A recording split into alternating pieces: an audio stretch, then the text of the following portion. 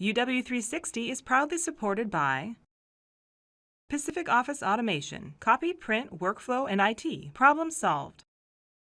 BECU, a not-for-profit member-owned credit union. Men have long dominated the engineering profession, but here at the University of Washington, a group of women is trying to change all that. So my research is trying to make mobile video communication more accessible, specifically to deaf and hard of hearing people. Jessica Tran is pursuing a PhD in electrical engineering at the University of Washington. She's one of the few females in the department. When I tell people that I'm an electrical engineer, I do sometimes get a surprised reaction, because I think today people still have this stereotype of what an engineer may look like. This is a sample of our classes. The College of Engineering has been on a mission to close the gender gap in both enrollment and faculty, and it's working.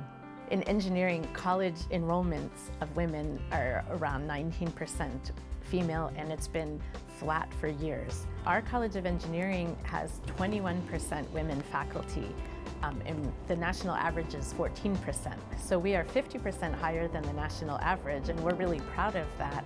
I think we're a leader in women in science and engineering faculty for a variety of different reasons, and one of them I think is that the environment that faculty find themselves here is very supportive and it's nurturing, and there is a cadre of people that you can talk to.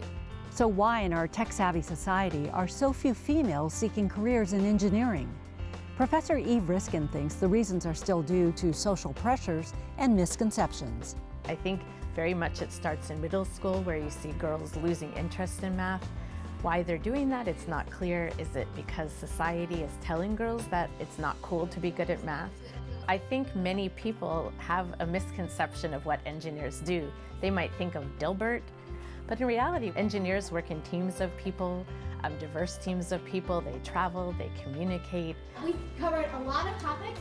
Dr. Joyce Yen says having engineers from different backgrounds and genders is not only the right thing to do, but the smart thing to do.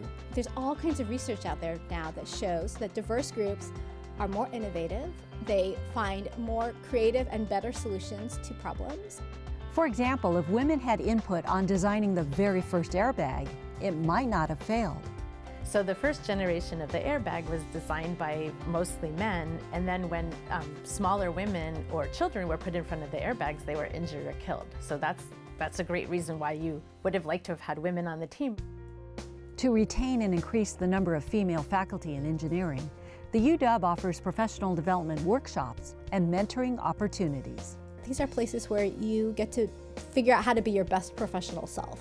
I'm Michaela, and I'm a sophomore applying for electrical engineering. Another good reason to have more female faculty?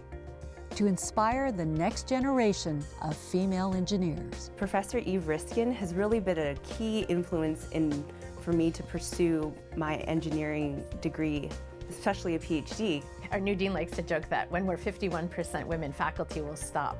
But actually, that's not my ultimate goal.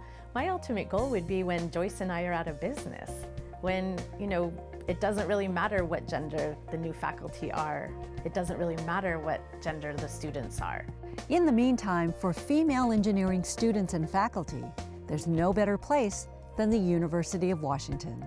Here at the University of Washington, we like to say, if you want to save a person, be a doctor. If you want to save the world, be an engineer. The faculty here at the School of Engineering is always trying to come up with innovative ways to support women and minority engineering students. And they say their doors are always open for young women who want to learn more about the field. I'm Mimi Gann.